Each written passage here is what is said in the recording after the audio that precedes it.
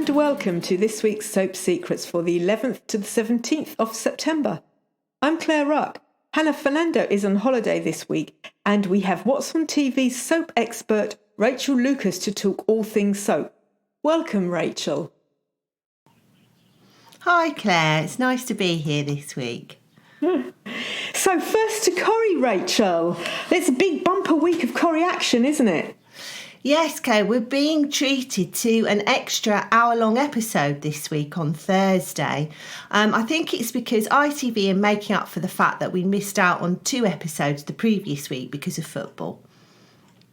That's going to be really exciting because now the murder trial is out of the way, we're back to Fizz, Tyrone and Alina. Yes, back to everybody's not favourite couple, Tyrone and Alina. I don't think they've been very popular. But it does look like their car crash of a relationship may finally be over. That is really shocking. They've been through so much. The fire, Alina losing the baby. I know, but I think it's been clear all the way through that really Tyrone was just having a little bit of a midlife crisis, and it's all kind of snowballed out of all control for him. And I think this week Tyrone's obviously getting a bit desperate because he accidentally proposed to her, and now Alina's actually booked them tickets to go and visit her family in Romania to talk about the wedding.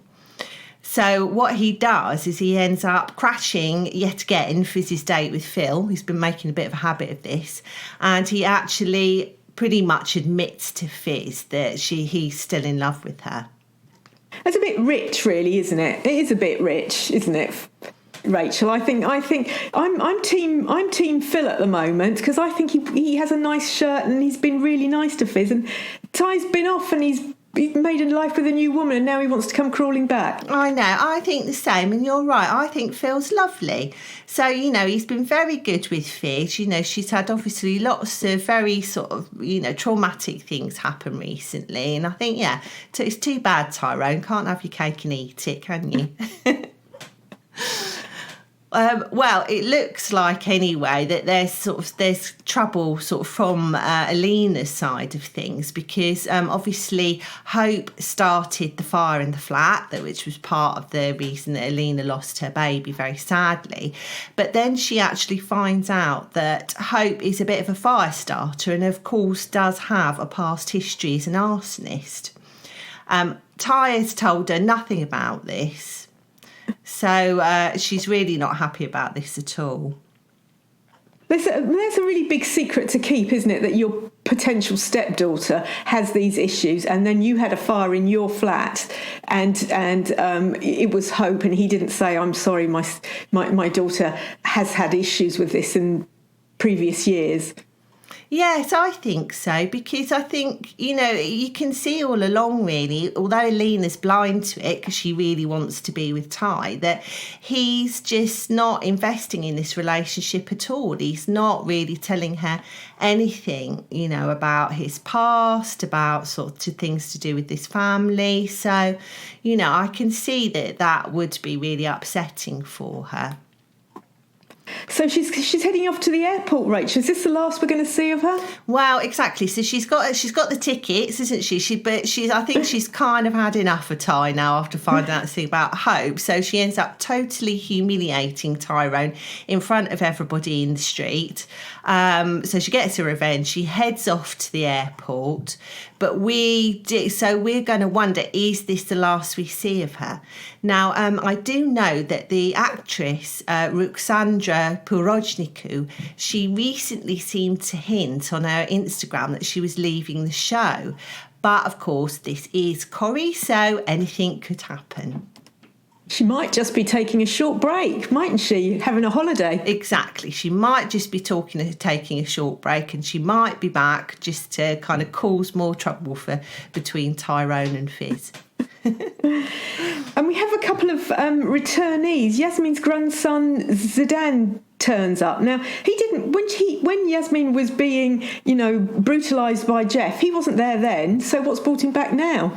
Well, I know it does seem a bit of a surprise that he's back, and in fact Yasmin's really happy sort of to see that he's coming back to the street. I think it's her birthday this week, so I think she's kind of thinking he's going to come back for her birthday.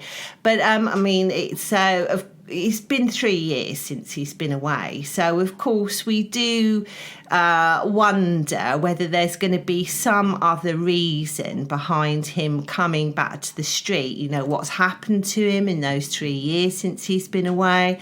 You know, why all of a sudden does he want to come back and restart his life here? But I'm sure we'll find out more about that as the weeks go on. And we have some really, really sad news as well, don't we? Yeah, I think it's sad this week. We see Frida again. Obviously, Frida's sort of like, she's kind of a guest character because she's comes in and out of the street. But with her back this time, she's actually got some very sad news for the residents. And it's that Norris Cole, who of course used to run the cabin with Rita, has passed away since we saw him last. He was a really, really big character, wasn't he? Really, really big. Yeah, he was a really iconic character. I mean, he had some great storylines, lots of drama through all the time he was there, but also, obviously, he was very funny and he had just some really kind of funny, fantastic lines. And he's been much missed since he quit. But I think didn't the actor Malcolm Hebden have some health issues that made him perhaps retire? Yes, he did, and I think it was last year he had these health issues, and he said he wanted to slow things down. But I think it was at the beginning of this year he just turned up for a final couple of episodes, and that was his sort of swan song. So he's having a well-deserved rest now, I think, from Norris. But obviously we'll much miss him. And I understand ITV is going to be showing a special Coronation Street Icons tribute show this Monday as well. Yes, so that should be lovely. So that's going to be on TV. It's one of these, they've done one of these tribute shows before, Coronation Street Icons, but this is going to be all about Norris. So we're going to have lots of the cast and former cast from the show just sort of like talking about Norris, see some of sort of like his best bits, the funniest clips. So it should be really fantastic, I think, to be able to watch that. So that's definitely one to watch. Well, that's a really big week in Corrie. So moving on to Emmerdale, we got 2 dramatic accidents this week. Yes, I think the Emmerdale residents are going to be keeping the local doctors very busy this week. Accidents all over the place, but there is quite a lot of drama. So our first storyline, it's to do with Marlon. I mean, he's been at sort of front and centre of a lot of the storylines recently, obviously with the kind of troubles with April. But also he's running the Woolpack now with Chaz, but he's not that great really at the business side of things, even though he's a fantastic chef. So they are running into a bit of trouble money-wise at the moment. That's well, I mean, lots of pubs are struggling because we've all had lockdown, and I'm sure the Woolpack went through lockdown as well. But he's trying lots of things to bring the punters in, so he's going to do a barbecue this week. Yeah, so he's decided to do sort of big Woolpack barbecue, get people in, but of course he's a little sort of like short-handed. He's got a lot to sort out himself, so he decides to say, like to Matty, he says, "All right, I'll give you cash in hand. Can you come in? Can you man the grill on the barbecue for me? It's easy, turning a few bits of meat over, no problem." It's never easy. It's never that easy on a barbecue, is it? It's not that easy, and I'm sure this isn't one of your little sort of ones that you have in the garden that you stick the coals in. This is probably one of these kind of big posh ones, isn't it, with all the kind of gas controls and things. So of course, because he doesn't explain to Matty how it works, this really is going to end up being a huge mistake. And this is how the accident happens. So what happens then, Rachel? I'm feeling a bit nervous. Yeah, well, Matty ends up squirting lighter fluid onto the barbecue. Obviously, that is something you never do. And of course, it causes big fireball, and then he ends up really badly burning his hands. Yeah, I can imagine. That's shocking. I mean, that's health and safety, I would say, there and then in the pub. Well, yes, definitely. You know, that's the thing. Marlon really hasn't followed procedures at all, I think, sort of like in teaching Matty how to safely use the barbecue. And, I mean, obviously the fact that he's injured is bad enough. But then, of course, he can't work because his hands are burnt, and his mum, Moira, says to Marlon, look, you're going to have to stump up some compensation money. The pub's financially rocky, so do they have the money? Yeah, that's the trouble. I think it's money that Marlon and Chaz don't have. So what are they going to do about this? You know, where are they going to get the money from? So it's also a bit of a family drama because Moira, of course, is married to Chaz's brother Kane, so that must cause a bit of tension within the Dingles. Yes, that's true. It's all Dingles trouble this week, I think, isn't it? You know, and then also a bit of upset for Paddy as well because Paddy's sort of like with Chaz. So yeah, it's not great all round really. But I have a feeling that they might end up getting an unexpected offer to tide them over at the Woolpack. Is it an unexpected offer that they want, or is it something that comes with strings, perhaps? Well, that's the question, and I have a feeling it will probably come with strings because nothing's ever easy in Emmerdale Village, is it? No, completely not. And there's also drama because Rhona and Brenda have a fight in the street. Now, Rhona's not like that, is she? Well, I know, this did shock me a bit as well, actually, Claire. I don't know, I have a feeling maybe Brenda's had a couple of catfights before, but yeah, I don't think so much Rhona. But so, yeah, they end up having this fight because basically the storyline starts off, it's to do with the trolling of poor April, who's had these awful online comments about her dead mum, Donna. And actually this week she finds out who her troll is. It's Kathy. Kathy, who's supposed to be a friend, admits to her, I think even she sees that she's gone too far, and she admits to her that she's the one who's been trolling her online. I'll be honest with you, Rach, I was quite shocked about this because I know Emmerdale doesn't really go outside of the village, but Kathy has no real reason to troll, you know, April, does she? April's a perfectly nice child. Kathy seemed to be a perfectly nice child. It was I really thought it was going to be the school bully, actually. I know, it is very strange, isn't it? But I think Emmerdale have done quite a lot of research on online bullying, so I think it's to do with that. I think perhaps, you know, perhaps it's a control thing with her, or maybe it's just something that she's got drawn into, which I suppose sadly quite a lot of today's teenagers do, don't they? Yeah. And then of course the mothers, or the stepmothers, are brought into it because Rhona's dating Marlon, and Brenda is dating Bob, so these are stepmothers having a fight. Yeah, exactly. So this is how the fight ends up happening, because of course Kathy's told April she's the troll. April tells Rhona and Marlon. Rhona, of course, is absolutely furious. She's fiercely protective of her stepdaughter, and she actually ends up then confronting Kathy in the street when she sees her. Brenda's there. They end up having this huge shouting match, and I think it's kind of by accident, but Rhona does end up shoving Brenda, and then of course Brenda then goes crashing down onto the tarmac.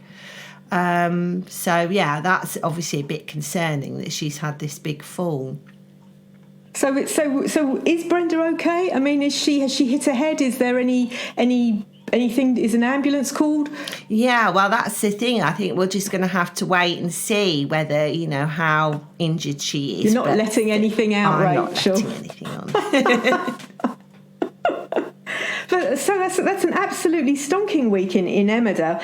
So here we are, over to Hollyoaks now then. So I can't wait. Summer's back. She's brilliant. Oh, she's so brilliant, isn't she? Because she's so twisted in everything that she does, completely deranged. And of course, the last time we saw her, I think she was trying to kidnap. Oh, it gets so complicated, isn't it? She was trying to kidnap Sienna, and then sort of like she was, because she had the gun, she was going to shoot her, and then we thought, didn't we, that sort of like, that's it, she's going to finally be captured, but she disappeared from the garage that she was in, and she went on the run. And I think Hollyoaks thought she might be dead, the Hollyoaks village. Yes, I think everybody thought she was going to be dead. But obviously, we know Hollyoaks village, and if a killer goes on the run, that only means one thing, doesn't it? Yes. They're going to be back. So Sienna is feeling jittery that she could return, and a body is found. Is it Summers?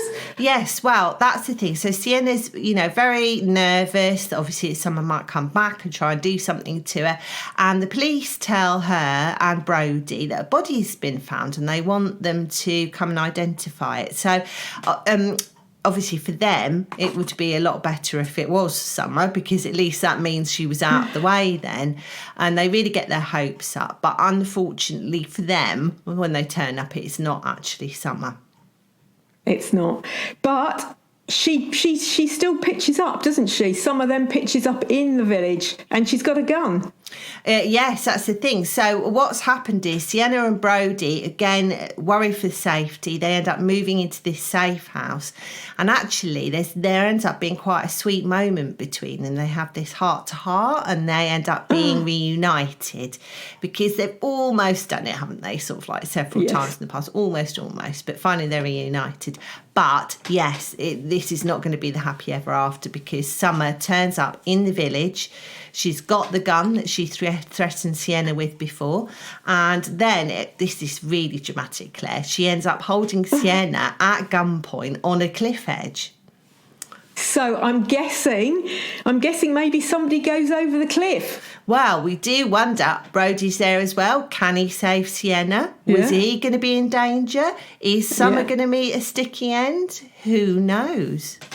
Any one of them could meet a sticky end. You know what, Rachel? Sometimes I think it would be really nice if Hollyoaks turned this upside down, and perhaps they had a shock, so maybe Brodie went over the edge.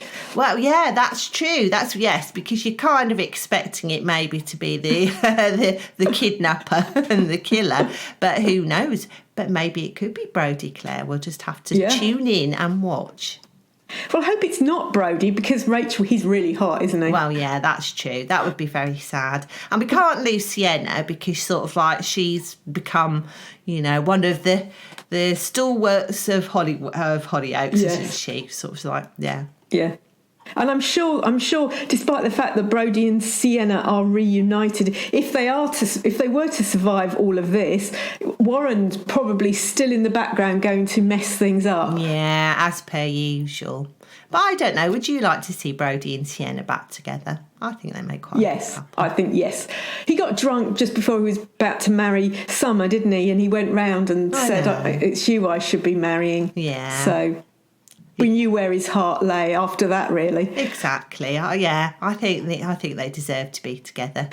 Okay, and so on to EastEnders. It's huge. It's a huge week.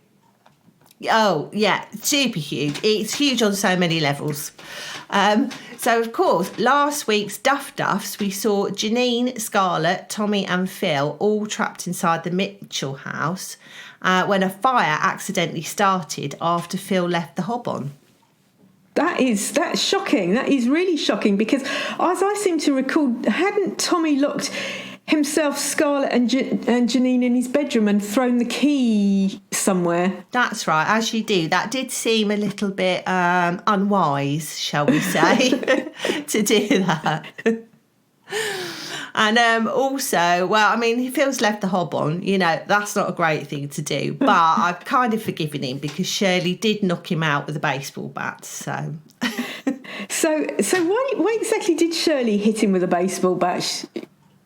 Yeah, well, this was all to do with the fact, obviously, she's really riled about her sister Tina, who she believes is still alive, mostly because Gray is kind of conning her into thinking, of course, Gray is Tina's murderer, that her sister's still alive. And she blames Phil for Tina having to go on the run because Tina took the blame, didn't she, for Ian's sort of attempted murder, when in fact it was Phil.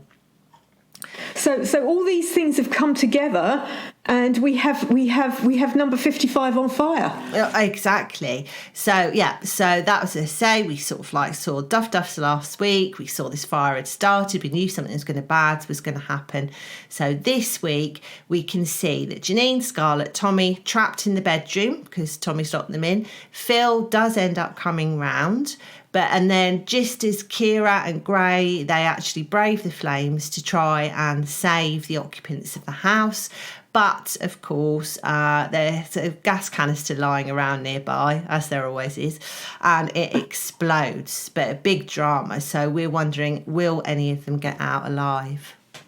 So that must have been a really big thing to do in these COVID times, to get, flames, gas, explosion, all these actors that have to have to socially distance when they're filming. That must have been really tricky for them to film. Yeah, I think so. And I think this is probably the first big stunt that they've done, isn't it, in the last couple of years? So I think it has taken quite a lot of coordination to get this all together, as you say, kind of not only with the cast, with the crew as well. So it should look really great. But I mean, of course, Janine's back, so you need a sort of like a good story to kick off with her, don't you?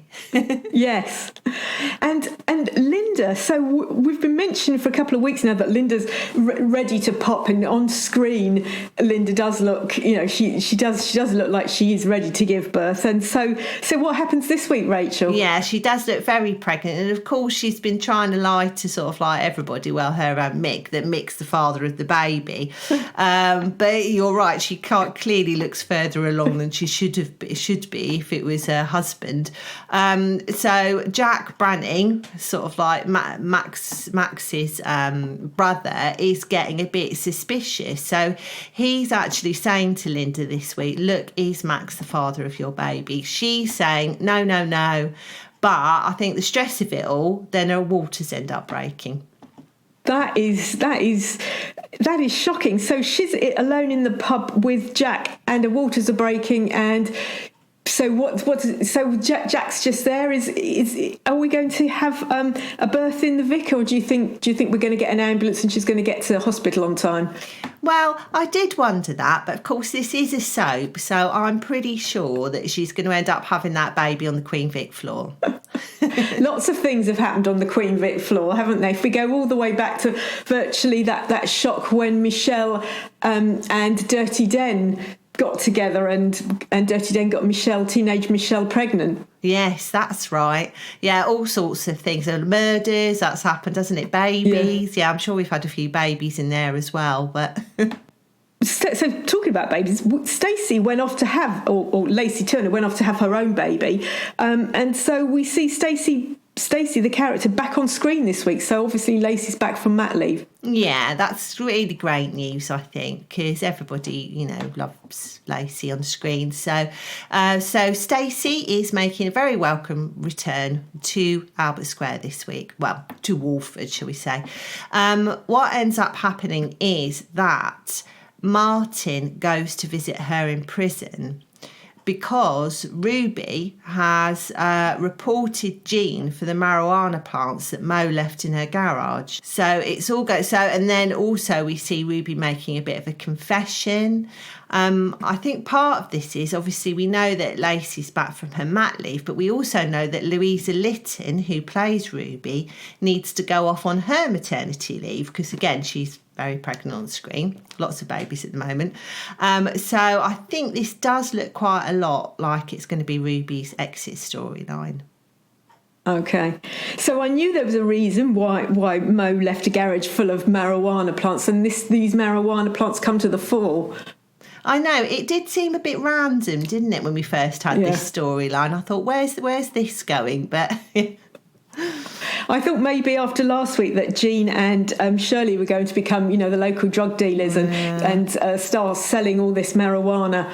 Because it's quite, a garage full. That's not for recreational use, is it? No, I think you're in very big trouble if the police find something like that. That's definitely a prison stay, isn't it? It's not just a rap on the wrist. So yes. Well, thank you very much, Rachel. So EastEnders, I think that's one not to miss. Especially with Linda giving birth and that huge fire. So it's been another brilliant week in the soaps. Thank you very much for listening, and do join us next week. Don't forget, you can find us on iTunes, Spotify, YouTube, and also on What's on TV's Facebook page.